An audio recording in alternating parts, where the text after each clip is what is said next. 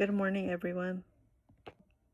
Imagine waking up in the morning, barely opening up your eyes, and the very first thing you smell is a warm cup of coffee brewing in the kitchen. Most of us drink coffee every day without thinking where it actually comes from, but that one cup took months of growing, hours of work, and science every step of the way before it reached your hands.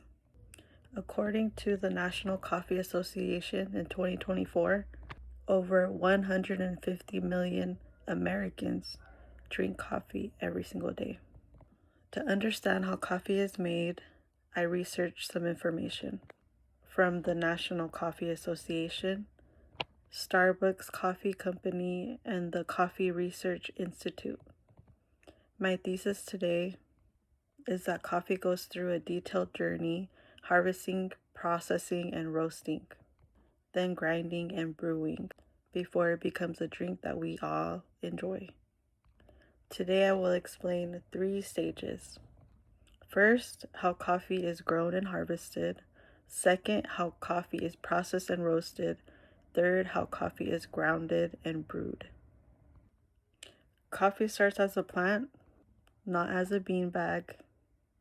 It grows on trees, and the beans we drink are actually the seeds inside red coffee cherries.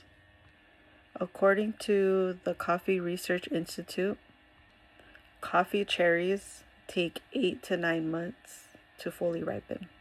Harvesting is done in 2 ways: hand picking, which gives better quality, or machine harvesting, which is faster but less precise. After picking the cherries, it must be processed quickly to prevent spoilage. Now that the cherries are harvested, the next step is turning them into beans we recognize. And part 2 is coffee is processed and roasted. There are 2 main processing methods. The wash process removes the fruit and rinses the beans completely clean, which creates a clean flavor.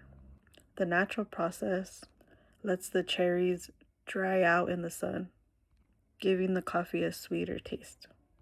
After processing, the beans are dried and then roasted.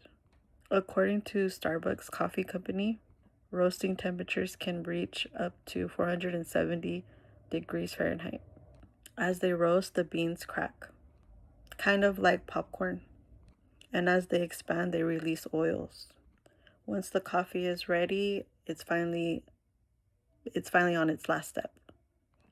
Part 3, coffee is ground and brewed. Before brewing, the coffee must be grounded to the right size. A fine grind is for espresso. A medium grind is for drip machines. A coarse grind is for cold brew and French press. Now, the grind size does matter because it controls how fast water extracts flavor. These are many brewing methods: drip machines, espresso machines, and pour over methods and French press. The National Coffee Association recommends brewing coffee between 195 and 205 degrees Fahrenheit for the best possible flavor you could have in your cup of coffee. Now that we've gone through the process, let's wrap things up. So today I explained how coffee is grown and harvested, how it's processed and roasted, and how it's ground and brewed. So the next time you take your first sip of morning coffee, remember it's not just a drink. It's months of growing, careful processing, and global craftsmanship, all working together to create one cup of coffee. Thank you.